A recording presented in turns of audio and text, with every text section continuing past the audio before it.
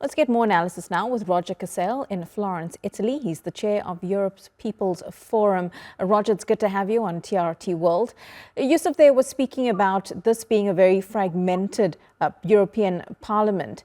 Do you think a fragmented Parliament is indicative of a fragmented Europe? Good evening, and it's a great question. I think it does reflect fragmentation. Of course, you have proportional representation for the European Parliament, so all kinds of shades of opinion are reflected in the vote and amplified to some extent. And also you have a Parliament that is very weak, that doesn't really have too much in the way of real power. And therefore, it's an opportunity for people to show their opinions. I think when you have elections where real interests are at stake, then that, in a sense, kind of brings people together. This election and the Parliament itself and the fact that it's Europe tends to amplify that fragmentation. But there is a fragmentation. I think the answer to your question is yes. Not as exaggerated as it seems if you look at the results of the European elections. Yeah, and with those results, over the last few years, there's been the shift towards the far right in the EU. Many people concerned about that. But this shift seems to be in very specific countries: Germany, Austria, France, Italy, Hungary, big economies as well in EU. What does this tell us about European voters from 5 years ago and what we're seeing now? Well, that's true. It is restricted to those countries. To some extent, this has historical precedents. There are leaders who can whip up some of the rhetoric from the past, which is not very responsible.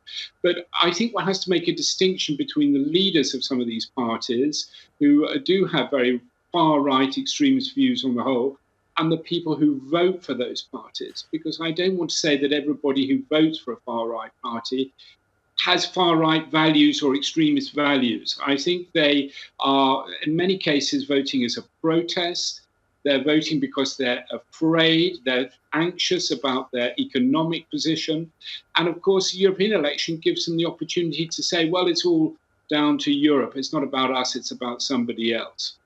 Roger, do you think some of those voters, and it's an important point you make there, that not everyone who votes far right may hold all the same views as some of the leaders of those parties, but do you think that these are also voters who may feel disenfranchised in their own countries and the EU as a whole?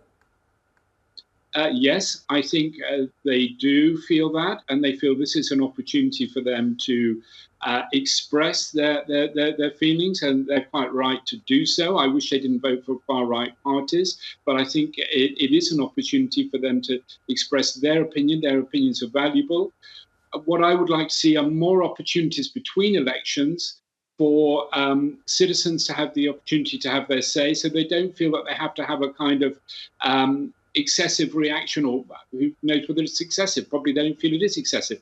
I think we need to give people the opportunity to express their political opinions between elections, and not just to the ballot box, and to have a different tone to the conversation.